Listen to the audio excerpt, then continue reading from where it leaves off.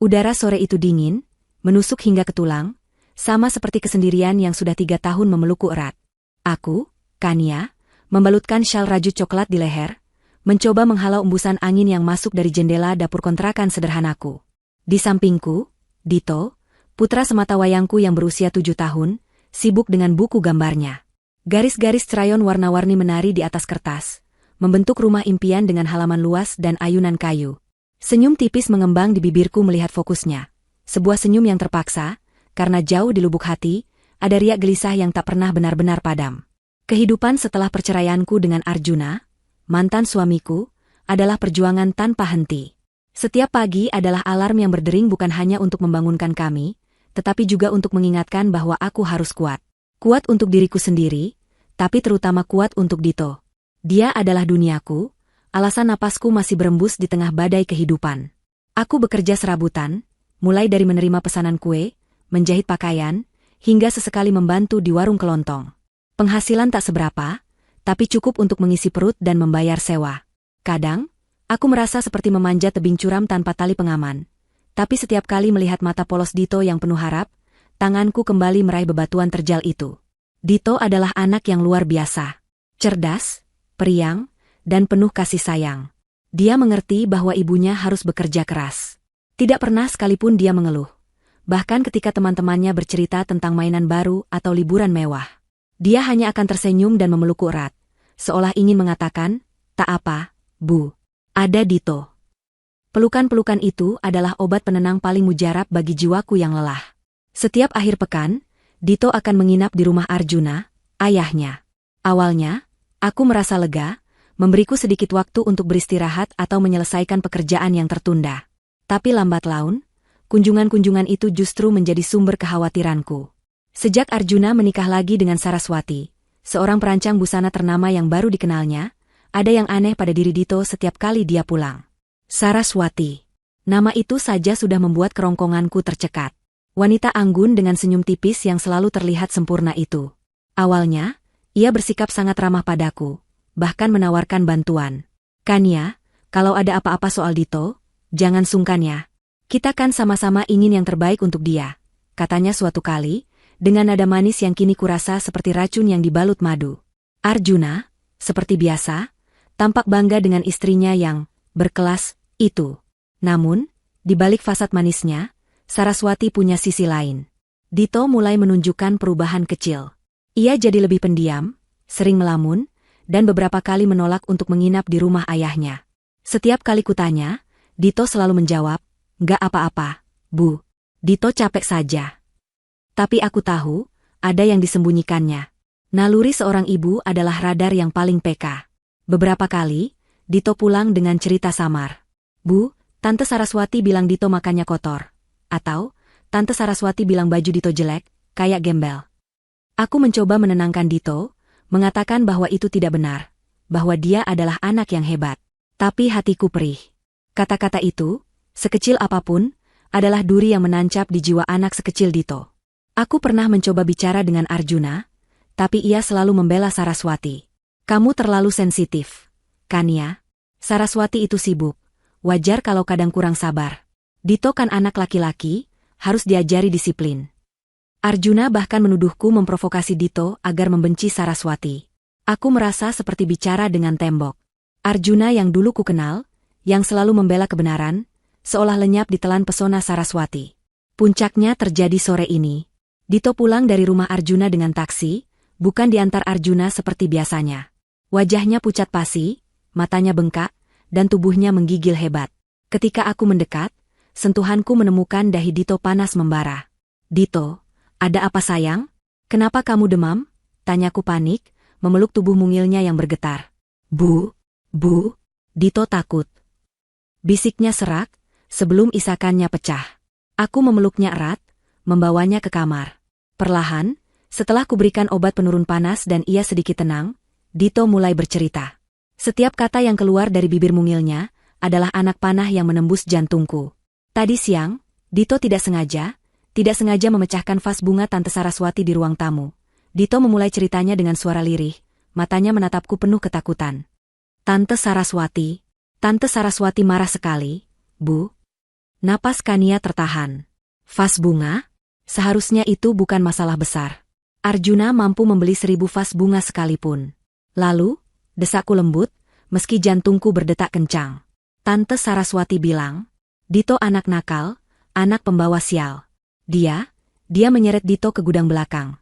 Suara Dito semakin pelan, hampir tak terdengar. Gelap sekali, Bu. Dingin. Tante Saraswati mengunci Dito di sana. Dia bilang, dia akan membiarkan Dito di sana sampai Dito sadar diri. Tanganku otomatis meremas selimut Dito. Mengunci anak kecil di gudang gelap? Itu sudah keterlaluan. Wajah Saraswati yang anggun tiba-tiba terlihat seperti topeng iblis di benakku. Ayah tahu? Tanyaku, berharap Arjuna akan datang dan menolong putranya. Dito menggeleng lemah. Ayah tidak ada. Ayah pergi rapat. Tante Saraswati bilang, kalau Dito bilang ke ayah, Dito tidak akan pernah diizinkan datang lagi. Ketakutan itu tampak jelas di mata Dito. Dito sudah teriak-teriak, Bu. Tapi tidak ada yang dengar. Dito kedinginan sekali, gelap. Dito takut hantu, Bu. Isakan Dito kembali pecah, lebih keras dari sebelumnya. Ia membenamkan wajahnya ke dadaku, tubuhnya menggigil hebat. Aku mengeratkan pelukanku, mencoba meredakan ketakutan Dito. Tapi ada yang aneh. Ketika ku menariknya sedikit agar bisa melihat wajahnya lebih jelas, mataku menangkap sesuatu. Di pergelangan tangan kiri Dito, di balik lengan bajunya yang sedikit tersingkap, ada bekas memar kebiruan yang samar. Ini apa, Nak? Tanyaku, suaraku tercekat. Aku menyentuh memar itu dengan ujung jariku. Dito meringis. Tadi, waktu Tante Saraswati menyeret Dito, dia menarik tangan Dito kencang sekali. Bu. Dito jatuh. Duniaku runtuh. Air mata yang selama ini kutahan, kini mengalir deras. Ini bukan lagi tentang perbedaan pendapat. Ini bukan lagi tentang salah paham. Ini adalah kekejaman. Kekejaman yang dilakukan oleh seorang wanita berhati beku kepada anakku yang tak berdosa. Seorang anak yang bahkan tak bisa membela dirinya sendiri. Saraswati tidak hanya mengunci Dito di gudang gelap, dia juga melukai fisik anakku. Kemarahan yang selama ini hanya berupa riak-riak kecil, kini meledak menjadi gelombang pasang yang ganas. Nafas Kania memburu. Ada rasa panas yang menjalari seluruh tubuhnya, bukan karena marah, tapi karena amarah yang membakar. Aku menatap Dito yang kini tertidur lelap di pelukanku, masih dengan sisa-sisa tangis di wajahnya. Memar di tangannya seolah berteriak, menuntut keadilan. Arjuna tidak akan pernah percaya. Dia terlalu buta oleh cinta barunya. Saat itulah, di kamar sederhana dengan penerangan remang-remang, diiringi isakan pilu putraku yang tertidur dalam demam, sebuah janji terukir di hatiku. Bukan janji kosong, melainkan tekad membara. Saraswati, bisikku, suaraku serak karena menahan amarah, kau telah menyentuh hal paling berharga dalam hidupku. Kau telah melukai anakku. Aku bersumpah, aku akan membuatmu membayar. Malam merangkak pelan. Di luar, suara jangkrik bersahutan, mengiringi kegelisahan yang membanjiri hati Kania. Dito sudah tertidur pulas, napasnya teratur, tapi di wajah polosnya masih membekas sisa-sisa ketakutan. Memar di pergelangan tangannya seolah berpendar dalam gelap, menjadi pengingat abadi akan janji yang baru saja terucap dari bibir Kania. Janji untuk Saraswati. Kania tahu, ia tidak bisa bertindak gegabah. Balas dendam bukanlah sekadar melampiaskan emosi. Ini adalah perang, dan dalam perang, persiapan adalah kunci kemenangan. Jika ia ingin menghancurkan Saraswati, ia harus lebih cerdik, lebih sabar, dan lebih licik. Kania harus menjadi bayangan yang tak terlihat, namun mampu menciptakan badai. Pukul 2 pagi, Kania masih terjaga. Di meja kecilnya, sebuah buku catatan usang yang biasa ia gunakan untuk mencatat resep kue, kini terbentang. Bukan resep, melainkan peta perang.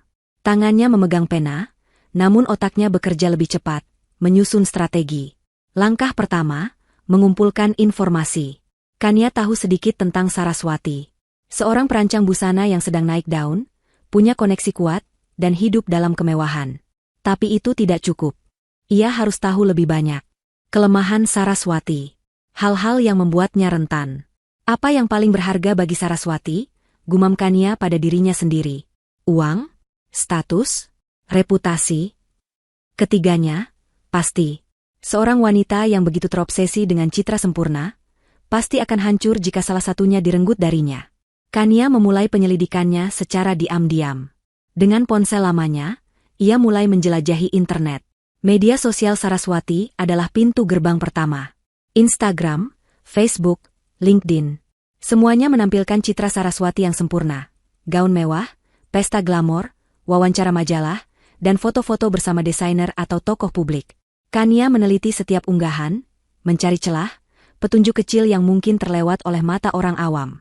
Ia menemukan bahwa Saraswati sering memamerkan koleksi terbarunya di butik-butik kelas atas.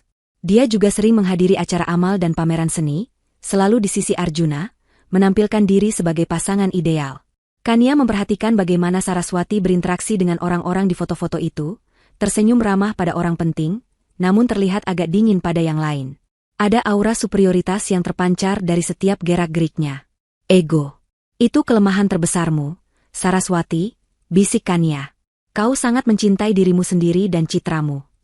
Kania juga mulai menghubungi beberapa kenalan lamanya, orang-orang yang mungkin memiliki informasi di lingkaran sosial atau profesional Arjuna dan Saraswati. Ia berhati-hati, tidak langsung bertanya tentang Saraswati, melainkan memulai percakapan umum, lalu perlahan mengarahkan topik. Oh, Tante Saraswati istri baru Mas Arjuna? Bagaimana ya orangnya? Kelihatannya anggun sekali. Kania akan memancing. Beberapa kenalan akan memuji, tapi ada pula yang memberikan komentar terselubung. Saraswati? Oh, dia memang stylish. Tapi ya, agak perfeksionis. Kalau ada yang tidak sesuai keinginannya, bisa lumayan galak juga, kata seorang teman lama Arjuna yang pernah bekerja sama dalam sebuah proyek kecil. Dia sangat ambisius. Cepat sekali naik daunnya. Tapi entah ya, kadang ada desas-desus kurang enak soal caranya bersaing, ujar seorang kenalan lain yang bergerak di industri fashion. Setiap informasi, sekecil apapun, dicatat Kania dalam buku resepnya yang kini penuh coretan. Nama-nama klien penting Saraswati, jadwal acara rutinnya, bahkan nama-nama karyawannya yang terlihat paling dekat. Langkah kedua, mempertimbangkan konsekuensi. Kania tahu balas dendam ini tidak akan mudah. Ada risiko yang harus diambil. Jika rencananya terbongkar, ia bisa kehilangan segalanya. Kehilangan Dito, kehilangan kebebasannya. Tapi melihat memar di tangan Dito, risiko itu terasa kecil dibandingkan dengan penderitaan anaknya. Aku tidak akan ditangkap, tekad Kania. Aku akan bergerak di bawah radar, memastikan tidak ada jejak yang mengarah padaku. Kania mempertimbangkan berbagai opsi. Apakah ia harus membalas dengan kekerasan fisik? Tidak. Itu hanya akan membuat masalah lebih rumit dan dirinya menjadi penjahat. Balas dendam terbaik adalah yang menghancurkan jiwa, yang membuat target menderita tanpa sentuhan fisik. Saraswati yang terbiasa hidup dalam kemewahan dan pujian, akan sangat terpukul jika semua itu direnggut darinya. Langkah ketiga, membangun jaringan diam-diam. Kania tidak punya uang banyak untuk menyewa detektif. Ia harus mengandalkan kecerdasan dan kemampuan beradaptasi. Ia mulai menciptakan persona baru di dunia maya. Akun-akun palsu dengan nama generik, tanpa foto diri, yang ia gunakan untuk memata-matai forum-forum industri fashion, grup gosip sosialita, dan bahkan akun-akun karyawan Saraswati. Ia ingin tahu dinamika internal di studio desain Saraswati. Apakah ada karyawan yang tidak puas? Apakah ada gosip yang beredar? Suatu hari, Kania membaca sebuah postingan di forum diskusi fashion. Seorang desainer muda mengeluh anonim tentang idenya yang dicuri oleh seorang desainer senior yang sangat terkenal. Meskipun tidak menyebut nama, Kania punya firasat. Ini bisa jadi Saraswati. Kania menyimpan informasi ini. Ia juga menemukan beberapa ulasan buruk tentang koleksi lama Saraswati yang terkesan buru-buru atau kurang orisinal, namun segera dihapus. Saraswati jelas sangat peduli dengan citranya. Kania juga mulai mencari tahu tentang latar belakang keluarga Saraswati. Ia menemukan bahwa ayah Saraswati adalah seorang politikus terkemuka, dan ibunya seorang sosialita ternama. Keluarga yang sangat menjaga reputasi dan status sosial. Perfect, batin Kania. Ada banyak hal yang bisa disembunyikan di balik citra sempurna itu. Pendekatan awal, observasi dan uji coba. Kania memutuskan untuk tidak langsung melancarkan serangan besar. Ia ingin memulai dengan hal-hal kecil, menguji air, melihat bagaimana Saraswati bereaksi. Ia ingin Saraswati merasa tidak nyaman, paranoid, namun tidak tahu siapa yang berada di balik semua itu. Kania mulai sering berada di dekat area tempat tinggal Saraswati, atau di kafe-kafe tempat Saraswati biasa bertemu klien. Bukan untuk menguntit, tapi untuk mengamati. Ia memperhatikan bagaimana Saraswati berbicara di telepon, ekspresi wajahnya, kebiasaannya. Kania bahkan pernah melihat Saraswati memarahi asistennya di depan umum dengan nada tajam, setelah asisten itu tidak sengaja menumpahkan kopi. Itu menguatkan firasat Kania tentang temperamen asli Saraswati yang tertutup topeng. Suatu sore, saat Dito bermain di taman dekat kontrakan, Kania duduk di bangku, berpura-pura membaca buku. Ia melihat seorang ibu muda mengeluh di telepon tentang kesulitan mencari sekolah bagus untuk anaknya. Kania tiba-tiba mendapat ide. Ia mendekat, menawarkan bantuan dengan nada ramah, seolah kebetulan mendengar. Wanita itu akhirnya bercerita tentang kesulitannya dan betapa mahalnya biaya pendidikan yang bagus. Kania mendengarkan dengan seksama, menyerap setiap detail. Maya mulai menyadari bahwa ia bisa memanfaatkan sisi-sisi gelap dari lingkungan sosial Saraswati, kecemburuan, persaingan, dan rahasia. Ia tidak perlu menjadi kaya raya untuk menyakiti Saraswati. Ia hanya perlu menjadi cerdik. Benih keraguan ditanam. Kania memutuskan serangan pertamanya akan sangat halus, hampir tidak terlihat. Ia mencari forum-forum online di mana para sosialita dan ibu-ibu kelas atas berkumpul untuk bergosip. Dengan akun anonim yang baru dibuat, ia akan menanamkan benih keraguan. Mentari pagi menyelinap masuk melalui celah gorden, membangunkan Kania dari tidurnya yang singkat. Dito sudah bangun, sibuk menyusun balok-balok mainannya. Kania memaksakan senyum, hatinya masih terasa berat, namun tekadnya semalam semakin menguat. Hari ini, ia akan memulai. Kania memulai aksinya dengan sesuatu yang tampak tidak berbahaya, tetapi memiliki potensi merusak yang besar di dunia Saraswati. Gosip. Bukan gosip murahan yang mudah ditepis, melainkan gosip yang cerdas, yang menanamkan benih keraguan dan kecurigaan. Ia ingat percakapannya dengan teman lama Arjuna, yang menyebut Saraswati, perfeksionis dan agak galak. Kania juga teringat keluhan desainer muda di forum online, tentang ide yang dicuri. Ini adalah dua titik lemah yang bisa ia manfaatkan.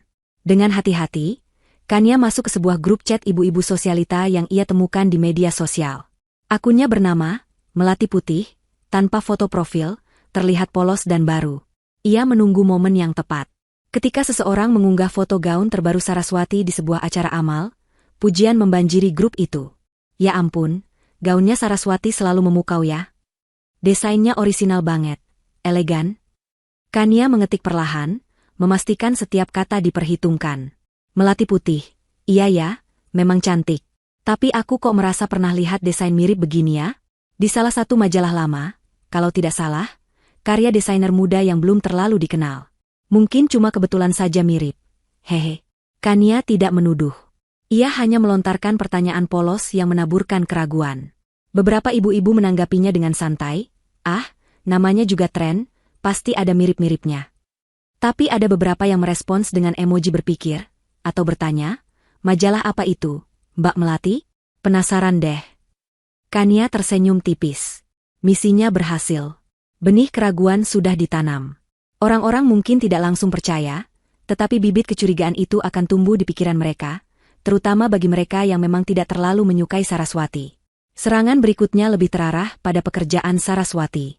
Kania tahu dari penelusuran media sosial bahwa Saraswati sangat aktif di pameran dan peragaan busana. Ia menemukan jadwal pameran besar yang akan diikuti Saraswati bulan depan. Kania mengingat lagi ulasan buruk yang pernah dihapus tentang koleksi yang terkesan buru-buru. Ia menduga Saraswati mungkin memiliki kebiasaan menunda atau kurang teliti dalam produksi. Dengan identitas anonim lainnya, Kania mulai menghubungi beberapa supplier bahan kain dan aksesoris yang tercantum di profil LinkedIn, beberapa desainer fashion. Ia berpura-pura menjadi asisten desainer dan menanyakan tentang ketersediaan bahan tertentu yang mahal dan langka, yang kebetulan sering digunakan Saraswati dalam desainnya. Maaf, Mbak. Stoknya sedang kosong dan tidak akan ada lagi dalam waktu dekat. Ada masalah di pabriknya, kata salah satu supplier. Kania mendapat informasi berharga. Ia kemudian menggunakan akun email anonim untuk mengirimkan email ke beberapa majalah fashion daring dan blog mode, yang selalu meliput karya Saraswati. Email ini tidak langsung menyerang reputasi Saraswati, tetapi menciptakan kesan bahwa ia memiliki masalah di balik layar. Para jurnalis mode, yang selalu haus akan berita eksklusif, pasti akan mulai melakukan penyelidikan kecil-kecilan mereka sendiri. Bahkan jika informasi itu belum sepenuhnya benar, benih keraguan dan bisik-bisik akan mulai menyebar di kalangan industri. Tidak berhenti di situ, Kania juga mengganggu kehidupan pribadi Saraswati, secara halus. Ia menggunakan sebuah aplikasi untuk mendapatkan nomor telepon umum dari beberapa layanan pesan antar makanan dan jasa kebersihan. Kemudian, Ia memesan layanan-layanan tersebut untuk dikirimkan ke alamat rumah Saraswati. Pesan antar pizza ke alamat Jalan Anggrek nomor 17, atas nama Saraswati, pembayaran di tempat ya. Tolong yang super pedas, dan jangan lupa sausnya yang banyak, kata Kania di telepon, menirukan suara serak. Pesan jasa kebersihan untuk hari Rabu pagi, atas nama Saraswati. Tolong bersihkan bagian gudang belakang, katanya kotor sekali, ujarnya lagi kepada layanan kebersihan. Kania sengaja memesan pada jam-jam tidak biasa, atau dengan instruksi yang agak aneh. Ia membayangkan Saraswati yang terbiasa dengan ketertiban, akan terganggu dengan kedatangan tiba-tiba kurir pizza, atau petugas kebersihan yang tidak ia panggil. Ini adalah gangguan kecil yang tidak merugikan secara finansial, tetapi cukup untuk membuat Saraswati merasa ada yang aneh, seolah-olah ada orang iseng yang mengganggunya. Beberapa hari kemudian, Kania mendengar dari seorang kenalan bahwa Saraswati sempat mengeluh di acara sosial. Dia bilang, "Aku ini kenapa ya akhir-akhir ini? Ada saja kejadian aneh. Tiba-tiba ada yang kirim pizza padahal tidak pesan, atau ada telepon iseng. Mungkin ada yang iri denganku ya?" Cerita kenalan itu pada Kania, tanpa tahu Kania adalah dalangnya. Kania hanya tersenyum simpul, pura-pura bersimpati. "Mungkin cuma kebetulan saja, Mbak. Namanya juga orang sukses, pasti banyak yang iri." Reaksi Saraswati yang kebingungan itu adalah musik bagi telinga Kania. Saraswati mulai merasa ada sesuatu yang tidak beres. Tetapi ia terlalu sombong untuk menduga bahwa itu adalah ulah Maya, mantan istri Rio yang dianggapnya tidak penting. Saraswati mungkin mencurigai pesaing bisnisnya, atau orang-orang yang membencinya secara umum. Kania bermain di balik panggung, menarik tali-tali boneka tanpa terlihat. Satu lagi serangan yang tak langsung, tetapi cerdik. Kania menemukan forum jual beli barang bekas online yang populer. Ia menemukan beberapa item pakaian bekas yang mirip dengan gaya desain Saraswati, namun dengan harga sangat murah. Kania lalu membuat postingan anonim di beberapa grup media sosial dan forum fashion. Judul, "Wow, desainer ternama, buang koleksi lama." Isi postingan, "Saya tidak sengaja menemukan ini di forum jual beli barang bekas online.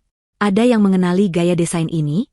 Kok rasanya mirip banget ya sama salah satu desainer yang lagi naik daun itu. Padahal baru beberapa musim lalu koleksi ini rilis. Kok sudah dijual obral begini ya? Apa mungkin desainnya memang tidak laku atau kualitasnya kurang bagus? Cuma bertanya-tanya saja, hehe." Kania menyertakan tautan ke postingan barang bekas itu. Ia tahu postingan ini akan menyebar seperti api. Ini akan menimbulkan pertanyaan tentang nilai koleksi Saraswati dan kualitasnya, tanpa secara langsung menuduh apapun. Ini adalah pukulan halus terhadap citra eksklusivitas merek Saraswati. Kania melakukan semua ini dengan sangat hati-hati, menggunakan VPN untuk menyembunyikan alamat IP-nya, dan selalu membersihkan jejak digital. Ia seperti seorang penjahit handal, menyulam benang-benang tipis yang pada akhirnya akan menjadi jaring yang menjerat. Setiap malam, setelah Dito tertidur, Kania duduk di mejanya, memandangi buku catatannya yang kini penuh strategi. Ia merasa ada kepuasan kecil yang tumbuh di dadanya. Bukan kepuasan yang jahat, tetapi kepuasan karena melihat rencananya berjalan. Saraswati mungkin hanya merasa sedikit terganggu, tapi Kania tahu, ini hanyalah permulaan. Benih-benih keraguan, kecurigaan, dan bisik-bisik telah ia tanam. Dan segera, benih-benih itu akan tumbuh menjadi pohon-pohon masalah yang menjulang tinggi, siap menimpa Saraswati. Kania mulai merasa bahwa ia tidak lagi sendirian dalam pertarungan ini. Ada Dito, yang menatapnya dengan mata polos dan penuh cinta, dan ada kekuatan dalam dirinya yang belum pernah ia sadari sebelumnya. Kekuatan seorang ibu yang tidak akan pernah membiarkan anaknya disakiti tanpa balasan. Minggu-minggu berikutnya adalah medan perang senyap bagi Kania. Ia tak lagi sekadar menanam benih, kini ia menyiramnya dengan tetesan racun. Gangguan-gangguan kecil yang ia mulai di bab 3, kini perlahan meningkat menjadi serangan yang lebih terkoordinasi dan terasa lebih personal. Kania mengamati, merasakan denyut nadi kehidupan Saraswati melalui celah-celah kecil yang ia ciptakan. Saraswati mulai menunjukkan tanda-tanda kegelisahan. Keluhan-keluhannya tentang kejadian aneh semakin sering. Ia mulai sering terlambat datang ke acara, terlihat kusut, atau mudah tersinggung. Reaksi ini, bagi Kania, adalah sinyal bahwa strateginya berhasil. Kania tidak punya keahlian hacking tingkat tinggi, tapi ia punya kecerdikan. Ia memanfaatkan kelemahan sistem online dan kelalaian manusia. Saraswati adalah desainer yang sangat bergantung pada media sosial dan platform digital untuk promosi. Kania melihat celah di sana. Ia menemukan bahwa studio desain Saraswati memiliki sebuah akun media sosial yang dikelola oleh seorang asisten muda yang ceroboh. Melalui akun anonim yang sudah ia siapkan, Kania mulai mengirimkan pesan-pesan yang terlihat seperti keluhan pelanggan, namun dengan tautan mencurigakan. Asisten itu, yang kurang waspada, seringkali mengklik tautan tersebut. Bukan untuk mencuri data secara langsung, tetapi untuk menyebarkan malware ringan yang akan mengganggu kinerja sistem mereka. Akibatnya, situs web studio Saraswati sesekali down, atau unggahan foto koleksi baru mereka mengalami error teknis yang memalukan. Pernah, sebuah foto gaun yang seharusnya tampil anggun, tiba-tiba muncul dengan glitch aneh yang mengubah warna atau detail desainnya menjadi absurd. Penggemar mode mulai berkomentar. Kok websitenya sering begini ya? Padahal koleksinya bagus. Ada apa dengan foto gaun ini? Kualitasnya jadi jelek sekali. Kania tersenyum puas melihat komentar-komentar itu. Ini bukan kerusakan besar, tapi cukup untuk mengikis profesionalisme dan citra sempurna Saraswati. Saraswati memarahi tim IT-nya, mengancam akan memecat mereka, tapi mereka sendiri bingung mencari penyebab pasti gangguan itu. Kania tahu Saraswati sangat menjaga hubungan baik dengan klien-klien besar dan kolega berpengaruh. Ini adalah target empuk. Kania mulai mencari tahu jadwal pertemuan penting Saraswati. Ia menemukan bahwa Saraswati akan mengadakan pertemuan penting dengan investor potensial untuk proyek ekspansi studio. Kania, dengan kecerdikan yang luar biasa, menemukan cara untuk mendapatkan nomor telepon umum dari beberapa perusahaan catering dan percetakan yang sering digunakan Saraswati. 1 hari sebelum pertemuan itu, Kania menelepon perusahaan catering yang dijadwalkan menyediakan hidangan mewah. Ia berpura-pura menjadi asisten Saraswati. Halo, ini dari studio Saraswati. Saya mau konfirmasi untuk acara besok. Ya, tolong dipastikan semua hidangan disajikan di suhu ruangan, tidak perlu dihangatkan. Dan untuk dessertnya, kami butuh yang serba coklat, bukan fruit platter seperti yang tertulis di daftar. Permintaan yang terdengar sah, namun sepenuhnya berlawanan dengan keinginan Saraswati yang sebenarnya. Kemudian, Kania menelepon percetakan yang mencetak materi presentasi Saraswati.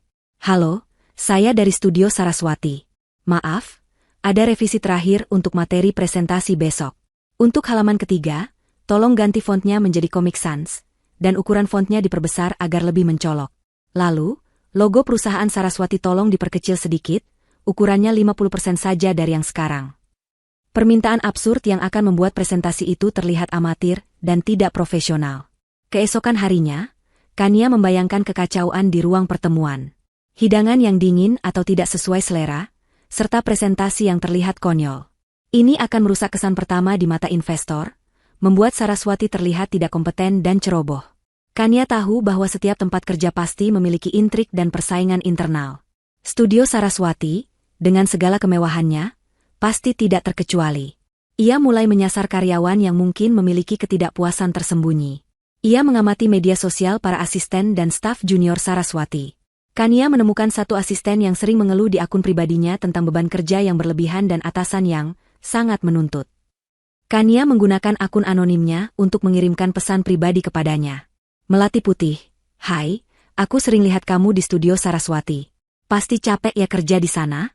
Dengar-dengar, Mbak Saraswati itu memang kadang kurang menghargai kerja keras karyawannya ya? Apalagi kalau ada ide bagus, suka diaku sendiri. Hehe, cuma dengar-dengar aja sih.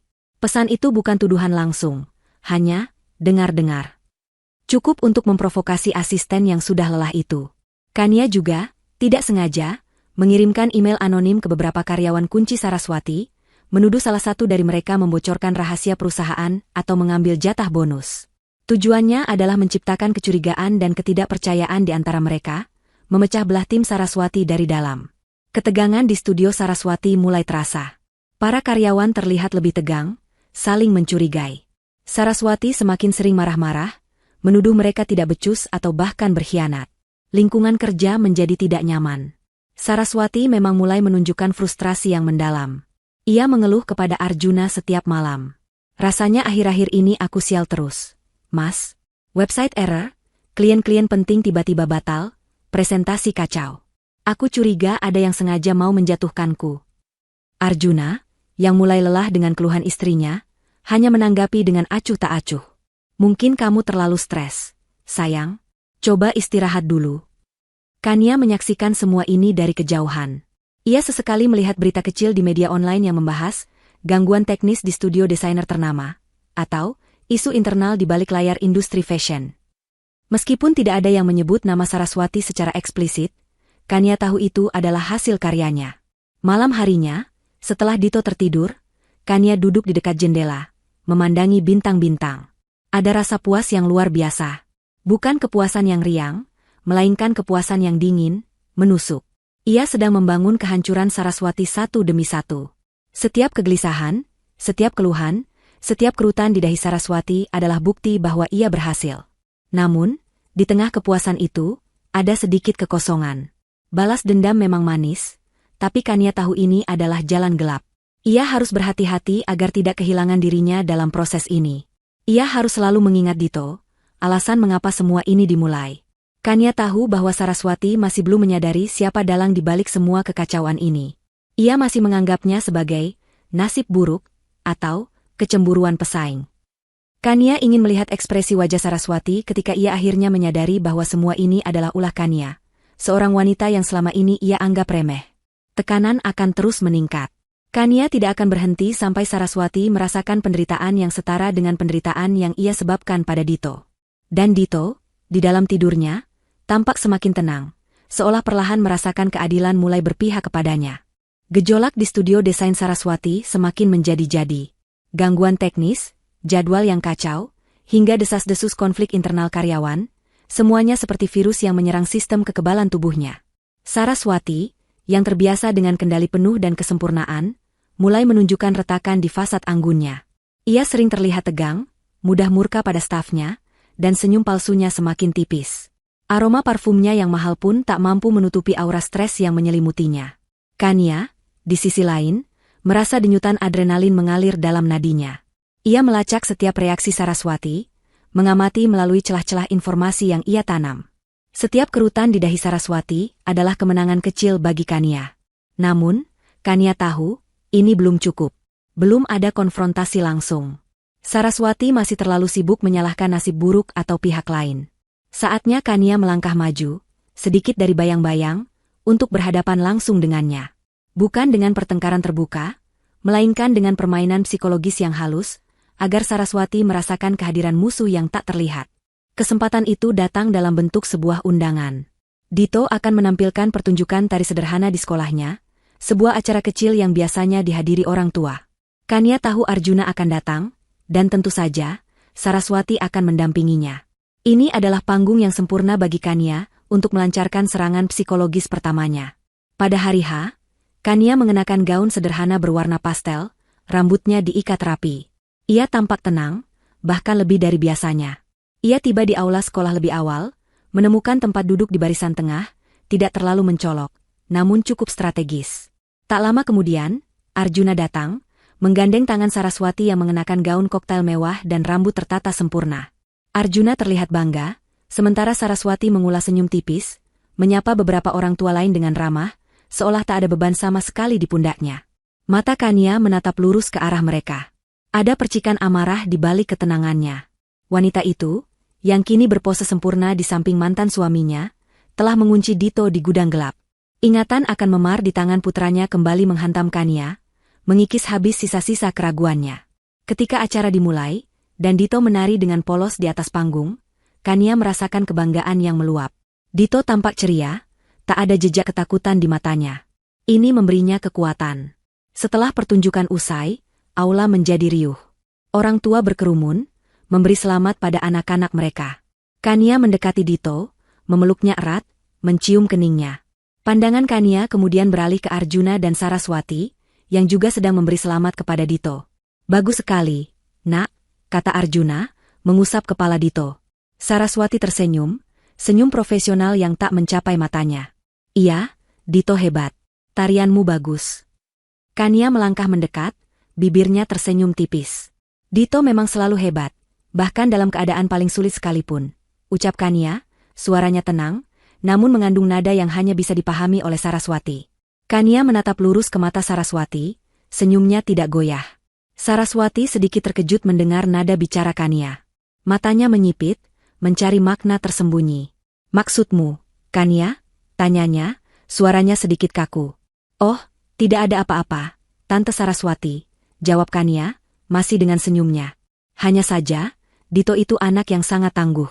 Dia selalu bisa melewati semua rintangan, bahkan yang paling gelap sekalipun. Iya kan, nak?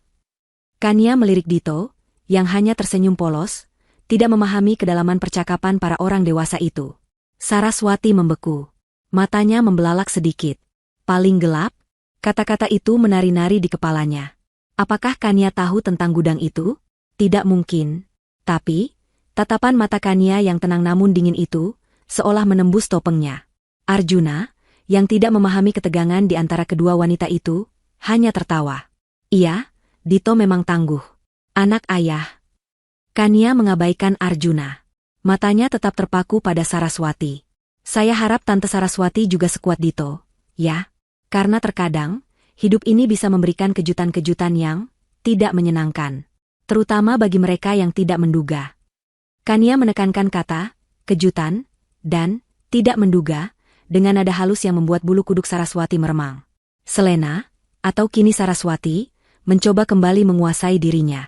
Ia memaksakan senyum lebar. Oh, Kania, kau ini bicara apa? Tentu saja. Hidup ini penuh tantangan. Tapi saya selalu siap menghadapinya. Ia berusaha terdengar percaya diri, namun ada getaran samar di suaranya. Baguslah kalau begitu, sahut Kania, menarik Dito sedikit lebih dekat. Karena saya dengar, beberapa waktu terakhir ini, studio Tante Saraswati sering mengalami gangguan, ya? Situs webnya down, ada desas-desus material impor yang bermasalah. Saya harap itu tidak akan mengganggu proyek besar Tante. Loh? Senyum Saraswati memudar. Wajahnya menegang. Kania tahu informasi tentang masalah studio itu bersifat internal. Bagaimana Kania bisa tahu? Itu masalah teknis biasa saja, Kania. Hanya desas-desus yang dibesar-besarkan. Jawab Saraswati, matanya mulai menatap Kania dengan campuran curiga dan permusuhan yang lebih jelas. Oh ya? Saya kira lebih dari itu, Kania mengangkat bahu ringan. Saya dengar, ada juga isu tentang plagiarisme desain. Atau karyawan yang tidak betah karena merasa idenya dicuri? Tapi itu kan hanya gosip ya, Tante Saraswati. Siapa tahu hanya ulah pesaing yang iri. Kania berkata dengan nada paling polos yang bisa ia tampilkan, seolah ia hanya sekadar membicarakan kabar angin. Saraswati terdiam. Wajahnya memerah padam. Plagiarisme? Karyawan? Bagaimana wanita di depannya ini bisa tahu detail-detail yang sangat rahasia itu? Arjuna, yang akhirnya menyadari ada yang tidak beres, menatap istrinya dan mantan istrinya secara bergantian. Kania, Saraswati, ada apa ini? Tanya Arjuna, suaranya mengandung sedikit ketidaksabaran. Tidak ada apa-apa, Mas Arjuna, jawab Kania dengan senyum ramah yang terlihat tulus. Hanya obrolan santai antara sesama ibu yang peduli masa depan anak. Saya hanya berharap Tante Saraswati bisa mengurus hal-hal kecil di sekitarnya dengan lebih baik. Karena kadang, masalah besar berawal dari hal kecil yang disepelekan. Kania menatap Saraswati sekali lagi, matanya memancarkan peringatan. Kemudian, ia berbalik, menggandeng tangan Dito, dan melangkah pergi, meninggalkan Saraswati terdiam, membeku di tempatnya. Saraswati berdiri di sana, menatap punggung Kania yang menjauh. Napasnya memburu. Dingin. Wanita itu, Kania, kata-katanya menusuk langsung ke titik-titik rentannya. Ini bukan lagi kebetulan. Ini bukan lagi nasib buruk. Kania tahu. Kania pasti tahu sesuatu. Atau, yang lebih menakutkan, Kania adalah dalangnya. Ada apa, Saraswati? Kenapa wajahmu tegang begitu? Tanya Arjuna, khawatir melihat perubahan ekspresi istrinya. Saraswati tidak menjawab. Pikirannya kalut. Ia mencoba mengingat setiap detail percakapannya dengan Kania. Setiap kata yang diucapkan Kania terdengar seperti ancaman terselubung. Paling gelap, kejutan yang tidak menyenangkan, masalah teknis, plagiarisme, ide dicuri. Kania mengucapkan semua itu dengan tenang, tanpa emosi, namun dengan sorot mata yang penuh arti. Saraswati merasa seperti sedang diintai, diteror secara psikologis. Sepanjang perjalanan pulang, Saraswati terus terdiam. Arjuna mencoba mengajaknya bicara, tapi ia hanya menggelengkan kepala. Di benaknya, wajah Kania, dengan senyum tipis dan tatapan dingin itu, terus menghantui. Ia telah meremehkan Kania. Konfrontasi di sekolah Dito telah meninggalkan Saraswati dalam kegelisahan yang mendalam. Kata-kata Kania, yang diucapkan dengan senyum tenang namun menusuk, berputar-putar di kepalanya seperti racun yang menyebar perlahan. Paling gelap, kejutan yang tidak menyenangkan, plagiarisme, ide dicuri. Bagaimana wanita itu, Kania yang pendiam, bisa mengetahui begitu banyak detail tentang masalahnya? Kecurigaan yang samar kini berubah menjadi keyakinan. Kania adalah dalangnya. Saraswati mencoba mendinginkan kepalanya. Ia meyakinkan dirinya bahwa Kania hanya menembak secara acak, mungkin mendengar desas-desus dari orang lain. Tapi hati kecilnya tak bisa dibohongi. Ada aura ancaman yang kuat dari Kania, sesuatu yang tidak pernah ia duga dari mantan istri Arjuna yang selalu tampak lemah dan tak berdaya itu. Ini tidak mungkin kebetulan, gumam Saraswati suatu malam, di depan cermin kamar mewahnya. Wajahnya terlihat lelah, kantung mata menghitam. Tidurnya tak lagi nyenyak sejak gangguan-gangguan itu dimulai. Dia tahu sesuatu. Dia pasti tahu. Ia mulai mencurigai setiap orang. Asistennya, rekan bisnisnya, bahkan teman-teman sosialitanya. Namun, setiap kali ia mencoba mencari bukti, jejak itu selalu kabur. Kania terlalu licik. Ini membuat Saraswati semakin frustrasi. Puncaknya terjadi ketika Saraswati menerima sebuah paket kecil di kantornya. Tidak ada nama pengirim, hanya sebuah amplop putih polos. Di dalamnya, ada sebuah kartu pos bergambar gudang gelap yang suram. Di baliknya, tulisan tangan rapi yang dikenal Saraswati sebagai tulisan Kania, terukir jelas. Dito tidak suka gelap. Ia juga tidak suka sendirian di tempat yang sempit dan dingin. Beberapa hal, sekali dilakukan, tidak bisa ditarik kembali. Seperti memar itu. Napas Saraswati tercekat. Jantungnya berdebar kencang. Gudang gelap, memar itu. Hanya dia dan Dito yang tahu persis apa yang terjadi hari itu. Rio pun tidak. Keringat dingin membasahi pelipis Saraswati. Kania tahu. Ini bukan lagi tebakan atau kebetulan. Ini adalah pengakuan. Kania adalah pelakunya. Kemarahan dan ketakutan bercampur aduk dalam dirinya. Saraswati meremas kartu pos itu hingga remuk. Ia merasa seperti dijebak dalam sebuah permainan di mana ia tidak tahu aturan mainnya. Permainan yang diatur oleh Kania, wanita yang selama ini ia remehkan. Dengan tangan gemetar, Saraswati meraih ponselnya dan menelepon Arjuna. "Mas, aku harus bicara. Penting sekali. Ini soal Kania." Arjuna, yang sedang di kantor, terdengar lelah. "Ada apa lagi, Saraswati? Kania lagi? Bukannya sudah kubilang, kamu terlalu berlebihan." "Tidak, Mas. Ini serius. Dia mengancamku. Dia yang melakukan semua ini. Gangguan di kantorku, semua gosip itu dia dalangnya." Saraswati berteriak. Suaranya putus asa. "Apa buktinya? Sayang, jangan menuduh tanpa dasar. Kania itu mana mungkin punya waktu untuk hal-hal seperti itu. Dia kan sibuk mengurus Dito dan bekerja serabutan," kata Arjuna, terdengar tidak percaya. "Bukti? Buktinya aku tahu. Dia mengirimkan sesuatu yang hanya kita berdua yang tahu." Saraswati ingin mengatakan tentang gudang itu, tapi lidahnya keluh. Ia tidak ingin Arjuna tahu tentang perbuatannya pada Dito. Itu akan menghancurkan segalanya. "Pokoknya, Mas harus percaya padaku. Aku takut, Mas." Arjuna mendesah. Baiklah. Nanti malam kita bicara. Tapi tolong, jangan terlalu drama." Saraswati merasa semakin sendirian. Bahkan suaminya sendiri tidak mempercayainya. Ini adalah bagian dari rencana Kania, Saraswati yakin itu. Kania pasti ingin membuatnya terisolasi. Kania, yang tentu saja tidak melewatkan setiap detail, mengantisipasi reaksi Saraswati. Ia tahu Saraswati akan mencoba melawannya. Tapi Kania sudah selangkah lebih maju. Saraswati memang mencoba membalas. Ia menggunakan koneksinya untuk mencoba mencari informasi tentang Kania. Ia meminta beberapa teman sosialita untuk mengawasi Kania, mencoba mencari celah. Mungkin Kania punya simpanan rahasia atau masalah finansial yang bisa dieksploitasi. Namun, Kania hidup sederhana. Tidak ada yang bisa ditemukan. Justru, teman-teman sosialita itu melaporkan betapa Kania terlihat sangat tenang dan fokus pada Dito. "Dia itu kayaknya nggak punya musuh, Saraswati. Ramah sekali," kata salah satu teman. Laporan ini semakin membuat Saraswati frustrasi. Saraswati juga mencoba melakukan hal yang sama seperti Kania, menyebarkan gosip tentang Kania. Dengar-dengar Kania itu dulu selingkuh ya dari Arjuna, atau Kania itu pemalas, makanya hidupnya susah. Namun, gosip itu tidak laku. Kania tidak punya reputasi besar untuk dihancurkan, dan orang-orang tahu Kania adalah ibu tunggal yang berjuang keras. Malah, beberapa orang merasa simpati pada Kania. Kemarahan Saraswati memuncak. Ia memutuskan untuk menghadapi Kania secara langsung. Ia akan mengancamnya, membuat Kania takut dan mundur. Suatu siang, Saraswati datang ke kontrakan Kania.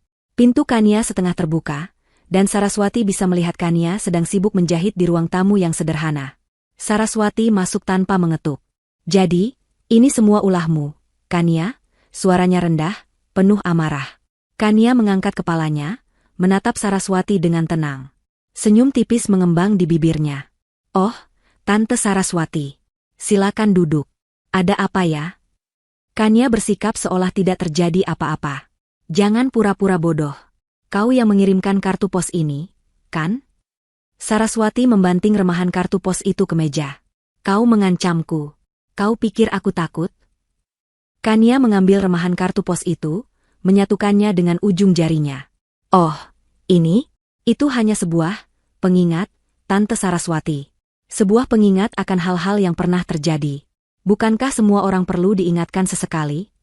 Suara Kania lembut, namun setiap kata terasa seperti tamparan. "Kau keterlaluan. Aku akan melaporkanmu ke polisi. Aku akan membuatmu kehilangan Dito. Aku punya uang dan koneksi, kau tidak akan bisa melawanku." Saraswati mulai mengancam, suaranya meninggi. Kania tertawa kecil, tawa yang terdengar sangat dingin dan menakutkan bagi Saraswati. "Melapor? Melapor apa, Tante Saraswati? Melapor bahwa website Anda error? Atau bahwa presentasi Anda kacau? Atau bahwa ada orang iseng yang memesan pizza atas nama Anda? Itu tidak ada hubungannya denganku. Buktikan saja." Kania mengangkat bahu. "Lagi pula, kalau Tante Saraswati melapor ke polisi, saya juga bisa melaporkan Anda. Melaporkan perlakuan Anda terhadap Dito. Mengunci anak kecil di gudang gelap, dan melukainya." Kania menunjuk pergelangan tangannya, mengacu pada memar Dito. Wajah Saraswati memucat. Matanya melebar. Kania tidak hanya tahu, dia punya rencana. Kau tidak punya bukti." Saraswati mencoba membantah, suaranya bergetar. "Oh, benarkah? Tante Saraswati ingat rekaman CCTV di koridor rumah Tante? Atau mungkin Tante lupa kalau Dito punya kebiasaan merekam suaranya sendiri saat bermain? Dan itu bisa jadi bukti betapa ketakutannya dia di gudang itu." Kania menyeringai tipis. Ini adalah kebohongan yang cerdik. Sebuah bluff yang Kania harap akan membuat Saraswati panik. Ia tahu Dito tidak punya kebiasaan merekam suara, tetapi Saraswati tidak tahu itu. Saraswati terdiam. Matanya menatap Kania dengan campuran ketakutan dan kebencian. Dia tidak tahu apakah Kania benar-benar memiliki bukti itu, tetapi ancaman itu sudah cukup untuk membuatnya gemetar. Jika Kania punya rekaman, atau bahkan hanya kesaksian Dito yang bisa dipercaya, reputasinya akan hancur. Ayahnya, sang politikus, tidak akan mentolerir skandal semacam ini.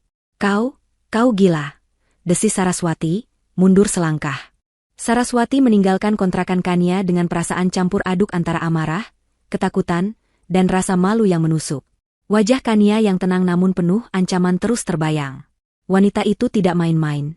Dia tahu rahasia terdalam Saraswati, dan dia siap menggunakannya. Ancaman Kania tentang rekaman dan kesaksian Dito terasa nyata, bahkan jika itu hanya gertakan. Reputasi, bagi Saraswati, adalah segalanya. Malam itu, Saraswati tidak bisa tidur. Ia mondar-mandir di kamar mewahnya, memikirkan setiap kemungkinan. Ia mencoba menghubungi beberapa kenalan lama yang berprofesi sebagai pengacara, menanyakan tentang kasus pencemaran nama baik atau intimidasi, namun ia tidak bisa menjelaskan situasinya secara gamblang tanpa mengungkapkan perbuatannya pada Dito. Semakin ia berpikir, semakin ia merasa terjebak. Kania telah merancang ini dengan begitu rapi. Sementara Saraswati dilanda kegelisahan, Kania sedang menyempurnakan pukulan telaknya. Ia tahu ancaman verbal saja tidak cukup. Untuk menghancurkan Saraswati, ia harus menyerang fondasi hidupnya, reputasi profesional dan dukungan keluarga. Kania telah mengumpulkan cukup informasi untuk melancarkan serangan yang paling merusak. Kania ingat desas-desus tentang Saraswati yang mencuri ide desainer muda. Ia telah melacak desainer muda itu, seorang wanita bernama Luna, yang pernah mengeluh di forum online. Kania menemukan beberapa desain awal Luna yang diposting secara pribadi, dan membandingkannya dengan detail koleksi Saraswati beberapa musim lalu. Ada kemiripan yang mencolok, terlalu mirip untuk disebut kebetulan. Ini adalah bukti. Kania kemudian menyusun sebuah laporan investigasi anonim. Ia mengemasnya dalam format yang profesional, lengkap dengan perbandingan visual antara sketsa Luna dan produk jadi Saraswati, serta tangkapan layar keluhan Luna di forum. Ia juga menyertakan detail tentang glitch teknis di situs web studio Saraswati dan isu keterlambatan bahan, seolah-olah semua itu adalah bukti dari ketidakprofesionalan Saraswati yang lebih dalam. Laporan ini, ia kirimkan ke beberapa media fashion daring berpengaruh, blog-blog mode independen yang dikenal vokal, dan beberapa akun jurnalis investigasi yang ia temukan. Ia tahu media akan langsung melahap berita skandal semacam ini. Tak hanya itu, Kania juga menemukan informasi tentang proyek ekspansi studio Saraswati yang sangat ambisius. Proyek itu melibatkan pinjaman besar dari bank dan investasi dari beberapa pihak. Kania mendapatkan salinan proposal proyek yang bocor melalui jaringan rahasianya. Di dalam proposal itu, Kania menemukan beberapa angka yang dimanipulasi dan klaim yang dilebih-lebihkan. Sebuah kelemahan fatal. Dengan akun email anonim yang sama, Kania mengirimkan ringkasan hasil investigasinya ke beberapa investor dan direktur bank yang terkait dengan proyek tersebut. Lampiran email itu berisi laporan investigasi tentang plagiarisme dan analisis singkat tentang kejanggalan dalam proposal keuangan Saraswati.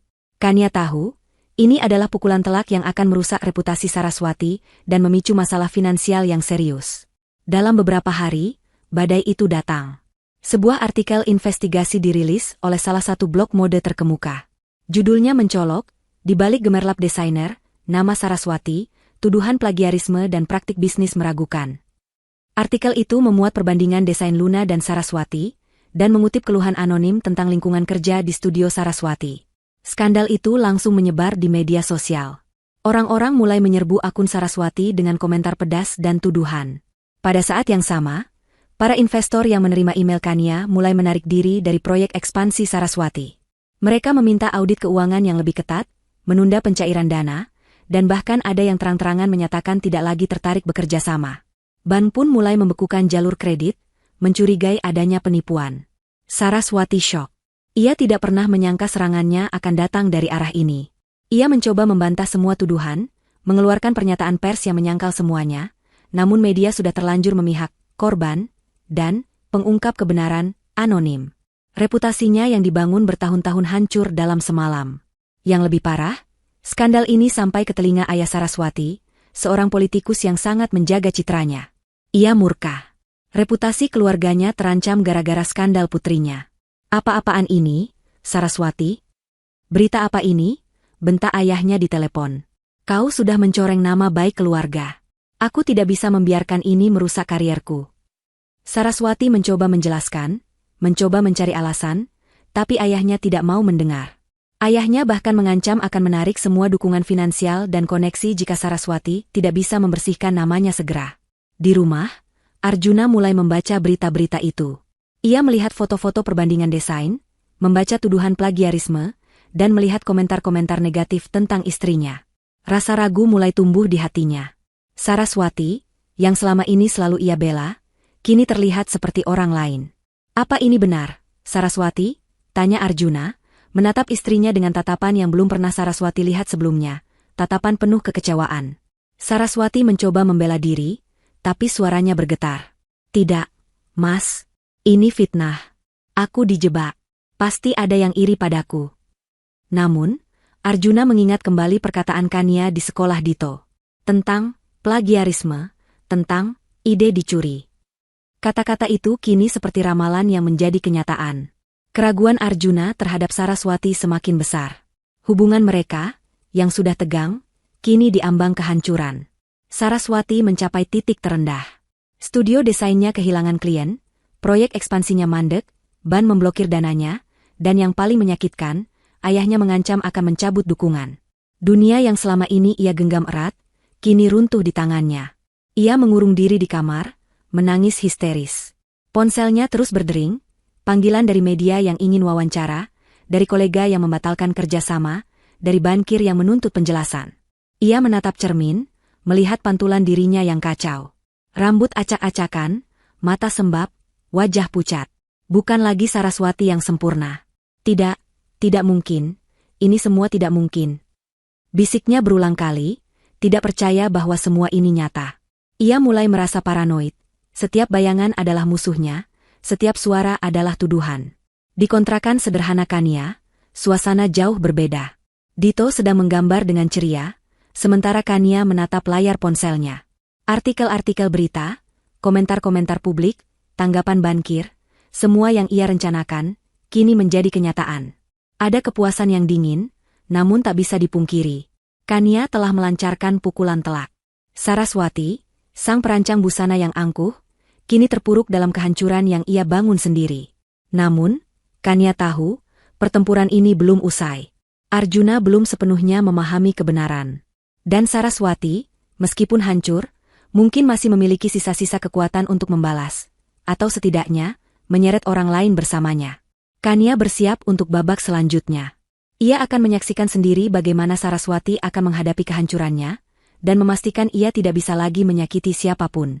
Suara dering telepon rumah memecah keheningan kontrakan Kania yang biasanya tenang. Sebuah nomor tak dikenal muncul di layar ponsel Kania. Ia ragu sejenak, namun nalurinya mengatakan ini penting. Ia mengangkatnya. Halo, Kania? Suara di seberang sana terdengar tegang, familiar, namun penuh kepanikan. Itu suara Arjuna. Kania menahan napas. Ini adalah momen yang ia tunggu-tunggu. Ya, Mas Arjuna. Ada apa? Jawab Kania tenang, seolah tak ada badai yang ia ciptakan di hidup mantan suaminya. Ini soal Saraswati, kau tahu apa yang terjadi dengannya? Tanya Arjuna, suaranya naik 1 oktav. Ada nada tuduhan tersirat dalam pertanyaannya. Berita-berita itu, investasi yang batal, itu semua pekerjaanmu, kan? Kania tersenyum tipis. Pekerjaanku? Saya hanya seorang ibu rumah tangga biasa yang bekerja serabutan, Mas. Mana mungkin saya bisa mengguncang seorang perancang busana ternama seperti Saraswati. Itu terlalu berlebihan. Nada Kania terdengar polos, hampir mengejek. Jangan berpura-pura, Kania. Aku tahu kau yang melakukannya. Semua ini dimulai setelah kau bicara padanya di sekolah Dito. Kau mengancamnya. Arjuna mulai berteriak. Mengancam? Mas Arjuna, saya hanya mengingatkan Tante Saraswati untuk lebih berhati-hati, terutama karena Dito. Bukankah semua ini dimulai setelah Dito pulang dengan demam tinggi dan memar di tangannya? Apa Mas Arjuna lupa? Suara Kania kini berubah menjadi dingin dan menusuk. Atau Mas Arjuna memang sengaja lupa apa yang dilakukan istrimu pada anakmu sendiri? Tiba-tiba, ada keheningan di seberang sana. Kania bisa merasakan keraguan yang mencengkeram Arjuna. Memar? Apa maksudmu? Tanya Arjuna, suaranya sedikit melunak, terdengar bingung. Dito dikunci di gudang belakang rumah kalian, Mas. Berjam-jam. Hanya karena memecahkan vas bunga. Dia ketakutan, kedinginan, dan demam. Dia juga diseret hingga tangannya memar. Apa itu yang Mas Arjuna sebut? Disiplin, dari istrimu yang sempurna itu. Kania menumpahkan kata-kata itu seperti jarum-jarum tajam, menusuk hati nurani Arjuna. Ada desahan berat dari Arjuna. Aku tidak tahu soal itu. Saraswati bilang Dito hanya ceroboh dan dia hanya menghukumnya sedikit. Menghukum? Dengan mengunci anak kecil di tempat gelap dan melukainya? Apa itu yang Mas Arjuna ajarkan pada anakmu? Apa Mas Arjuna tidak merasa bertanggung jawab atas apa yang terjadi pada Dito? Kania tak memberi ampun. Ia tahu Arjuna memiliki rasa bersalah yang terpendam, dan inilah saatnya untuk menggalinya. Aku akan bicara pada Saraswati. Ini pasti salah paham. Suara Arjuna terdengar melemah. Salah paham? Kania tertawa sinis. Mas Arjuna selalu membela Saraswati, bahkan ketika Dito jelas-jelas menderita. Mas Arjuna tidak melihat betapa traumanya Dito. Mas Arjuna tidak melihat air mata Dito. Selama ini, Mas Arjuna terlalu sibuk dengan kehidupan barumu yang mewah, hingga melupakan anak kandungmu sendiri. Dan sekarang, setelah istrimu terpojok, baru Mas Arjuna sibuk mencari tahu. Arjuna terdiam, tak mampu membantah. Kania bisa merasakan amarahnya mereda, tergantikan oleh rasa bersalah yang menggerogoti. Maya, Kania, aku minta maaf. Aku memang terlalu percaya pada Saraswati. Aku tidak tahu dia bisa sekejam itu. Suara Arjuna terdengar tulus, putus asa. Maaf saja tidak cukup, Mas Arjuna. Dito sudah menderita. Dan semua yang terjadi pada Saraswati sekarang, itu adalah konsekuensi dari perbuatannya. Saya tidak akan mundur. Dia harus membayar semua perbuatannya pada Dito. Kania berkata dengan tegas. Tapi, ini terlalu jauh, Kania. Kau menghancurkan hidupnya. Dia bisa kehilangan semuanya. Arjuna mencoba menengahi, membela istrinya, meski nada suaranya sudah berbeda. Apa yang dia lakukan pada Dito tidak kalah parah, Mas Arjuna. Dia menghancurkan mental anak saya. Anak kecil yang tidak berdaya. Apakah Mas Arjuna pikir kehancuran materi lebih buruk daripada kehancuran jiwa seorang anak? Kania melontarkan pertanyaan retoris yang menghantam telak. Aku akan bicara dengan Saraswati. Aku akan memaksanya meminta maaf pada Dito, dan padamu. Aku akan memastikan dia tidak akan pernah lagi mendekati Dito. Arjuna terdengar bersungguh-sungguh. Sudah terlambat, Mas Arjuna. Permintaan maaf tidak akan menghapus bekas luka itu. Dan saya tidak ingin Saraswati mendekati Dito lagi. Tidak akan pernah. Kania mengakhiri panggilan itu, meninggalkan Arjuna dalam keheningan yang penuh penyesalan. Ia tahu, percakapan ini akan menghancurkan pernikahan Arjuna dan Saraswati. Arjuna akan mulai melihat Saraswati dengan mata berbeda, dan rasa bersalahnya terhadap Dito akan menjadi racun yang menggerogoti hubungannya. Malam itu, di rumah mewah Arjuna dan Saraswati, badai sesungguhnya pecah. Arjuna tiba di rumah dengan wajah tegang, langsung menemui Saraswati yang sedang menangis terseduh-seduh di sofa, dikelilingi koran-koran dengan berita tentang dirinya. Saraswati, ada yang harus kita bicarakan, kata Arjuna dingin, tidak ada lagi kelembutan di suaranya. Saraswati mendongak, matanya sembab. Mas, kau sudah tahu? Ini semua fitnah. Aku tidak melakukan itu. Fitnah? Arjuna membanting ponselnya di atas meja, menampilkan foto memar di tangan Dito yang dikirim Kania. Bagaimana dengan ini? Dan soal kau mengunci Dito di gudang? Kenapa kau tidak pernah menceritakannya padaku? Wajah Saraswati memucat pasi. Ia tak bisa berkata-kata. Rahasia tergelapnya, yang selama ini ia sembunyikan dari Arjuna, kini terbongkar. Aku hanya ingin mendisiplinkannya, Mas. Dito bandel. Dia memecahkan vas kesayanganku. Saraswati mencoba membela diri. Mendisiplinkan? Dengan menyiksa anak kecil? Saraswati, Dito itu anakku, putraku. Bagaimana bisa kau begitu kejam? Arjuna berteriak, amarahnya meledak. Ia akhirnya melihat sisi gelap Saraswati yang selama ini buta ia bela. Saraswati mundur selangkah, terkejut dengan ledakan emosi Arjuna. Kau percaya pada Kania daripada aku? Istrimu sendiri? Kania tidak mungkin berbohong soal ini.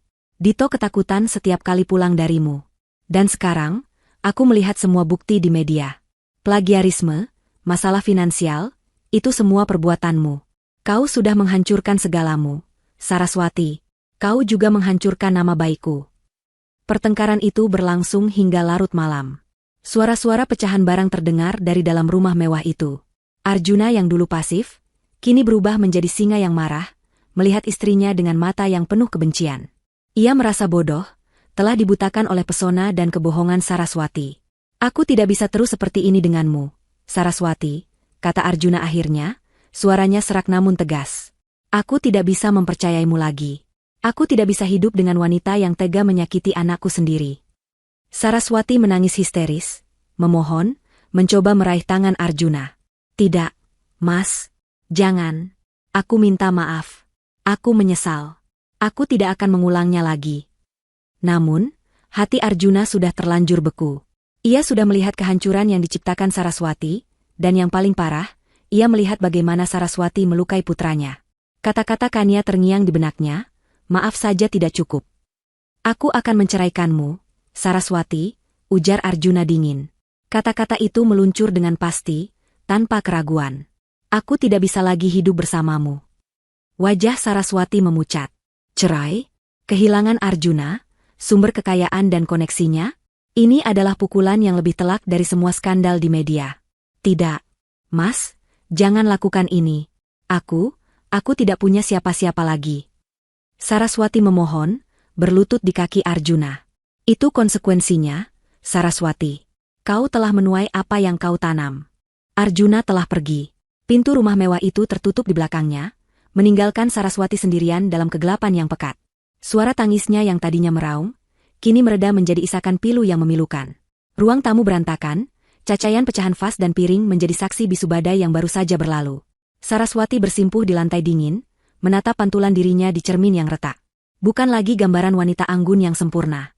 Rambutnya acak-acakan, maskara luntur membasahi pipinya yang kotor oleh air mata, matanya sembab dan bengkak. Ia seperti bangkai yang tersisa dari sebuah pesta pora yang berakhir tragis. Dalam semalam, Saraswati kehilangan segalanya. Pagi menjelang, namun tak ada cahaya bagi Saraswati. Ponselnya terus berdering tanpa henti, namun ia tak sanggup menyentuhnya. Panggilan dari para klien yang membatalkan kontrak, dari manajer bank yang menuntut pelunasan pinjaman, dari media yang haus akan skandal. Bahkan panggilan dari ibunya sendiri, yang kini terdengar jijik dan putus asa. Saraswati, apa yang sudah kau lakukan? Ayahmu sangat marah. Dia bilang, dia tidak akan membantumu lagi. Reputasi keluarga kita hancur karena ulahmu. Saraswati hanya bisa mendengar suara ibunya yang melengking, tanpa daya untuk menjawab. Ia sudah tahu. Ayahnya, seorang politikus yang sangat menjaga citranya, tidak akan pernah memaafkan skandal ini. Dukungan finansial dan koneksi yang selama ini menjadi jaring pengaman baginya, kini ditarik tanpa ampun. Ia mencoba menghubungi asistennya, berharap ada sedikit dukungan moral. Namun, asistennya hanya menjawab singkat, "Maaf, Bu Saraswati. Saya sudah mengundurkan diri. Saya tidak bisa lagi bekerja di lingkungan seperti ini." Telepon ditutup. Satu persatu, orang-orang yang selama ini mengelilinginya, kini meninggalkannya. Saraswati mencoba pergi ke studionya, berharap bisa menyelamatkan sisa-sisa bisnisnya. Namun, ia disambut oleh pintu yang terkunci rapat dan pemberitahuan penyitaan aset dari bank. Karyawan-karyawannya sudah tidak ada, sebagian besar sudah mengundurkan diri, dan beberapa memilih untuk pindah bekerja ke studio lain, merasa muak dengan drama dan reputasi buruk Saraswati. Mimpi ekspansi studio yang ambisius itu, kini hanya menjadi tumpukan proposal di sudut ruangan yang dingin dan kosong. Saraswati berjalan gontai di jalanan kota, tanpa tujuan. Wanita yang dulu selalu tampil sempurna dengan pakaian desainer mahal, kini mengenakan piyama lusuh dan jaket tebal yang tak pantas. Orang-orang menatapnya dengan tatapan aneh, berbisik-bisik, mengenali wajahnya dari koran dan berita online. Tatapan-tatapan itu terasa seperti pisau yang menusuk harga dirinya. Ia mendengar bisikan, itu kan desainer yang kena kasus plagiarisme. Atau, kasihannya, suaminya juga ninggalin. Saraswati merasa seperti telanjang di depan umum, semua kebusukannya terekspos. Dunia yang selama ini memuja kecantikannya dan memuji karyanya, kini menunjuknya dengan jari, mencibir, dan mengutuk. Ia kehilangan pekerjaannya, reputasinya, suaminya, dan dukungan keluarganya. Ia kehilangan segalanya. Dalam kehancuran yang total itu, perlahan-lahan, bayangan-bayangan masa lalu mulai muncul di benaknya. Kilasan-kilasan kejadian yang selama ini ia tepis, kini datang menghantui. Ia melihat wajah Dito yang ketakutan saat ia menyeretnya ke gudang. Ia mendengar isakan Dito di balik pintu yang terkunci. Ia melihat memar di pergelangan tangan Dito, memar yang ia pikir akan terlupakan, kini terasa seperti luka yang menganga di hatinya sendiri. Dito tidak suka gelap. Ia juga tidak suka sendirian di tempat yang sempit dan dingin. Seperti memar itu. Kata-kata Kania di kartu pos itu terngiang-ngiang. Selama ini, Saraswati selalu menyalahkan Kania, menyalahkan takdir, menyalahkan orang lain. Tapi kini, sendirian dalam kehancurannya, tidak ada lagi yang bisa ia salahkan selain dirinya sendiri. Ia teringat betapa sombongnya ia saat pertama kali bertemu Kania. Ia meremehkan Kania, menganggapnya sebagai wanita kampung yang tak berdaya. Ia merasa berhak melakukan apa saja karena ia punya uang dan kekuasaan. Ia pikir ia bisa menyakiti Dito tanpa konsekuensi. Ia berpikir Arjuna akan selalu membelanya. Aku salah. Bisiknya lirih, suaranya parau karena menangis. Aku pantas mendapatkan ini. Rasa penyesalan yang mendalam mulai merayapinya. Bukan penyesalan karena kehilangan kekayaan atau status, melainkan penyesalan karena telah menyakiti seorang anak yang tidak bersalah. Dito. Anak itu tidak pantas mendapatkan perlakuan kejam darinya. Ia telah menjadi monster, dibutakan oleh keangkuhan dan rasa superioritas. Malam itu, Saraswati tidur di jalanan yang dingin, berbekal beberapa lembar uang yang ia temukan di dompetnya. Ia terbiasa tidur di kasur empuk dengan spray sutra. Kini, ia terpaksa meringkuk di sudut gelap, merasakan dinginnya angin menusuk kulitnya, sama seperti dinginnya gudang yang ia paksakan pada Dito. Setiap gigitan nyamuk, setiap sensasi lapar, setiap kedinginan, terasa seperti hukuman yang pantas. Ia teringat bagaimana Dito menangis memohon, "Tante, Dito takut, Dito dingin." Dan ia, dengan kejam, menutup telinga. Kini, air matanya sendiri yang tak berhenti mengalir. Di sisi lain kota, di kontrakan sederhana yang hangat, Kania duduk di samping Dito yang sedang tidur. Senyum tipis mengembang di bibirnya, bukan senyum kepuasan yang dingin lagi, melainkan senyum yang bercampur dengan rasa lega dan sedikit kosong. Ia telah melihat kehancuran Saraswati. Ia telah membacanya di berita, mendengarnya dari bisik-bisik yang sampai ke telinganya. Kania tahu Saraswati sedang merasakan penderitaan yang luar biasa. Ia membayangkannya, dan di sana, ia tidak menemukan rasa iba. Hanya keadilan. Sebuah keadilan yang kejam, namun setimpal. Saraswati telah menghancurkan anak Kania, dan Kania telah menghancurkan Saraswati. Sebuah lingkaran setan yang kini telah mencapai puncaknya. Namun, di tengah semua ini, Kania merasakan sedikit kekosongan. Tujuan hidupnya selama beberapa bulan terakhir adalah balas dendam. Kini, tujuan itu telah tercapai. Apa selanjutnya? Akankah ia bisa kembali menjadi Kania yang dulu, yang hanya memikirkan Dito dan kebahagiaan sederhana mereka? Atau apakah kegelapan balas dendam ini telah mengubahnya selamanya? Ia memandang Dito, putra kesayangannya. Dia adalah alasan semua ini. Kini Dito bisa tidur tenang, bebas dari ancaman Saraswati. Bebas dari bayangan gudang gelap. Itulah yang terpenting. Meskipun Kania telah mencapai tujuannya, ia tahu ada satu babak lagi yang belum tuntas. Pertemuan terakhir. Sebuah penutup yang akan menentukan apakah Saraswati benar-benar hancur dan menyesal, atau apakah masih ada sisa-sisa kesombongan di dalamnya. Kania siap untuk itu. Siap untuk melihat wanita yang dulu meremehkannya, kini berlutut di hadapannya. Hujan turun rintik-rintik sore itu, membasahi jalanan dan menambah nuansa kelabu pada suasana hati Saraswati. Sudah 3 hari ia hidup tanpa arah, tidur di emperan toko, merasakan dinginnya malam yang menusuk, dan menahan lapar. Dunia yang dulu bersujud di kakinya kini berpaling, jijik dan menghina. Setiap langkah terasa berat, namun ada satu tujuan yang kini tertanam kuat di benaknya, sebuah dorongan yang lebih kuat dari rasa lapar dan malu, ia harus menemui Kania. Rasa penyesalan yang ia rasakan di bab 9 kini, berubah menjadi kebutuhan mendesak untuk menebus kesalahannya.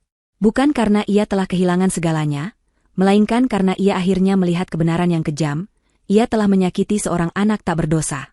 Dito. Wajah polos Dito yang ketakutan, isakannya di gudang gelap, dan memar di tangannya, semua itu menghantuinya tanpa henti. Dengan langkah gontai, Saraswati tiba di depan kontrakan sederhana Kania.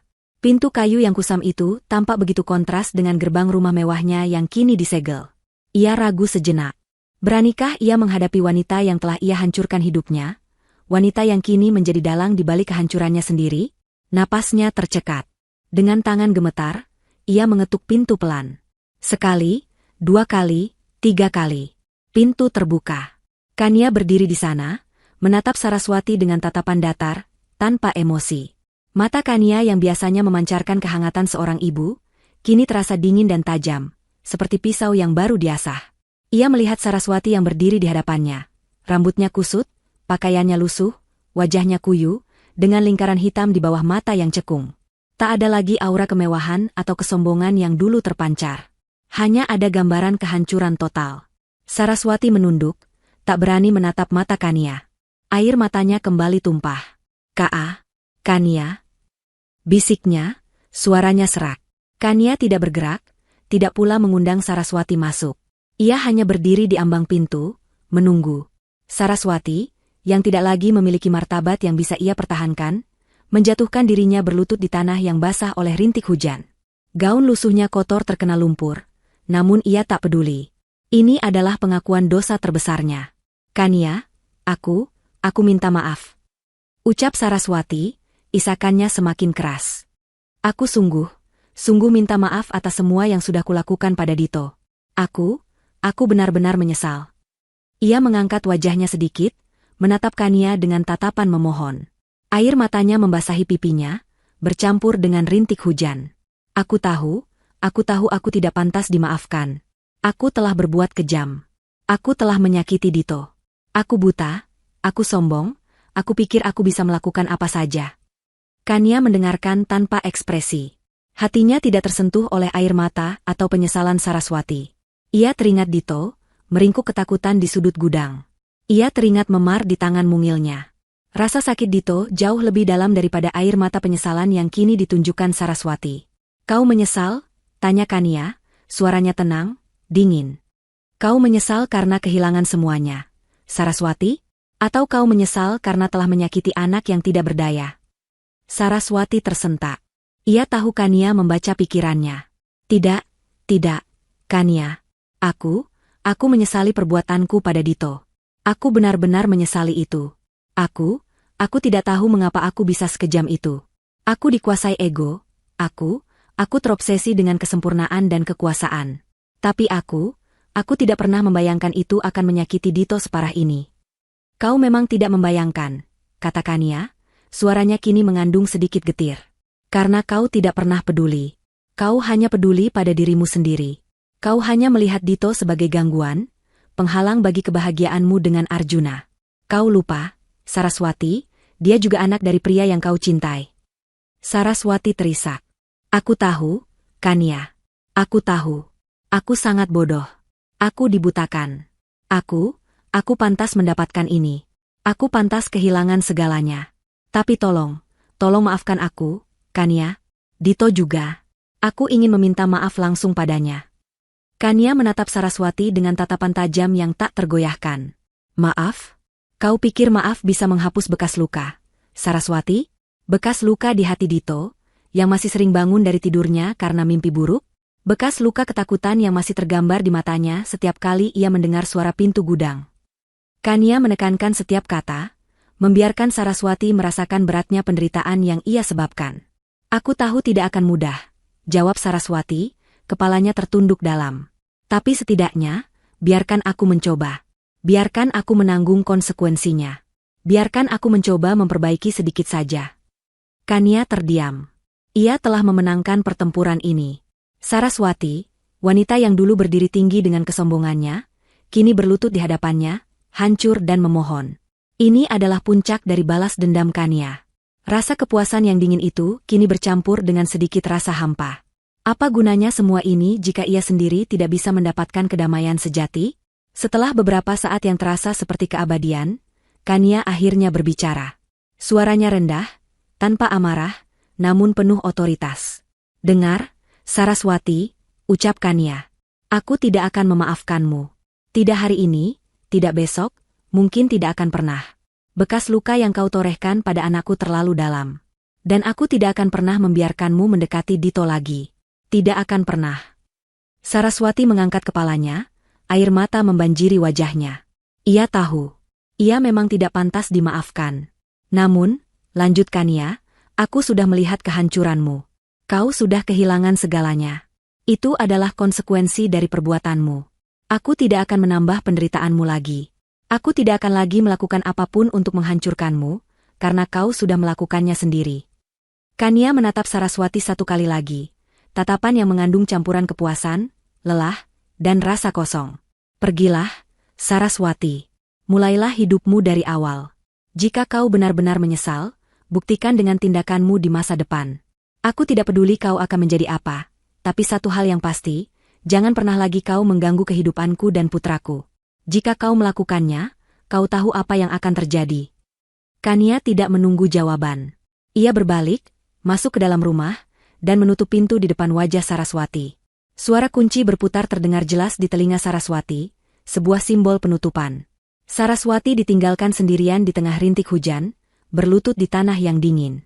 Ia melihat pintu itu tertutup, dan di sana, ia tidak menemukan pengampunan. Hanya sebuah akhir. Ia tidak lagi memiliki apa-apa.